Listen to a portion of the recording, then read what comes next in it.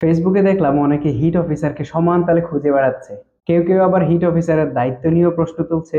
গরমের ঠেলায় তো বাইরে বের হওয়া যাচ্ছে না, হিট ওয়েভের কারণে স্কুল কলেজ বন্ধ দিয়েছে, বিশ্ববিদ্যালয়গুলো অনলাইন ক্লাসে গিয়েছে। এই যে এত গরম, এই গরম বৃদ্ধির কারণ কি? অনেকে গাছ কাটাকে এই গরম বৃদ্ধির কারণ হিসেবে দায়ী করছে। হ্যাঁ, আমিও কিছুটা একমত, তবে এই গাছ কাটাই এই গরম বৃদ্ধির একমাত্র কারণ নয়। এর পেছনে আরো একটা বড় কারণ রয়েছে, যেটা অনেকের চোখের আড়ালে রয়ে গেছে। কি সেই কারণ? সেটি হচ্ছে গ্রামে গঞ্জে পুকুর ভরাটের মহা উৎসব।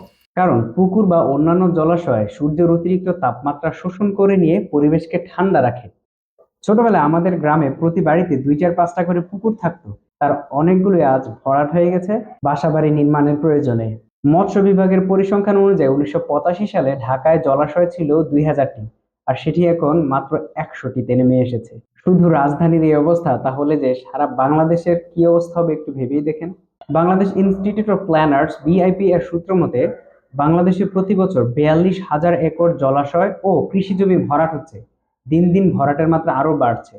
বিগত 1999 থেকে 2010 সাল পর্যন্ত প্রতি বছর গড়ে 5,757 একর জলাভূমি ভরাট হয়েছে। প্রথম আলো বলছে শুধুমাত্র কুমিল্লা নগরী 30 বছরে 70টি পুকুর ভরাট হয়েছে। বাকি গ্রামাঞ্চলের কথা নাই বললাম। আলোকিত বাংলাদেশের তথ্য মতে শুধুমাত্র যশোরেই এক যুগে মাত্র 12 বছরে পুকুর কমেছে 14,813টি। জাগো নিউজ 24 এর মতে চট্টগ্রামে 40 বছরে বিলুপ্ত হয়েছে 24,000 পুকুর এবং দিঘি। রাইজিং বিডির রিপোর্টে বলা হয়েছে একের পর এক ভরাট হয়ে যাচ্ছে বগুড়া শহরের পুকুরসমূহ। আজকের পত্রিকা বলছে রাজশাহীতে ভরাট হয়েছে 97 ভাগ পুকুর। দৈনিক বাংলার মতে নড়াইলে 3 বছরে 60টি পুকুর ভরাট। প্রথম আলোতে সাতক্ষীরার 2 বছরে 20টি পুকুর ভরাট। এরকম শত শত নিউজ পাওয়া যায় পত্রিকায়। আগে এই সকল পুকুর এবং অন্যান্য জলাশয়ের পানি সূর্যের অতিরিক্ত তাপমাত্রাকে শোষণ করে নিত এবং পরিবেশকে ঠান্ডা রাখতো। এই পরিবেশের তাপমাত্রা এখন তো বৃদ্ধি পাচ্ছে, সেই সাথে আরেকটা বড় সমস্যা তৈরি হচ্ছে। সেটি হচ্ছে আগে বৃষ্টির সময় পানি কিংবা বাসাবাড়ির ময়লা আবর্জনা গিয়ে পুকুরে জমা হতো, কিন্তু সেই পানি এখন আটকে যাচ্ছে এবং চারপাশ নোংরা হচ্ছে। গ্রামের চেহারা আর আগের মতো সবুজ এবং শ্যামল থাকছে না। সিটি কর্পোরেশনের মতো গ্রামগুলোতে পয় নিষ্কাশন ও ময়লা আবর্জনা পরিষ্কারের ব্যবস্থা না থাকায় গ্রামগুলো ধীরে ধীরে বস্তির মতো নোংরা হয়ে যাচ্ছে। এখন কথা হচ্ছে পুকুর ভরাটের যদি কোনো বিকল্প থাকে তাহলে পুকুর ভরাট না করাই শ্রেয়।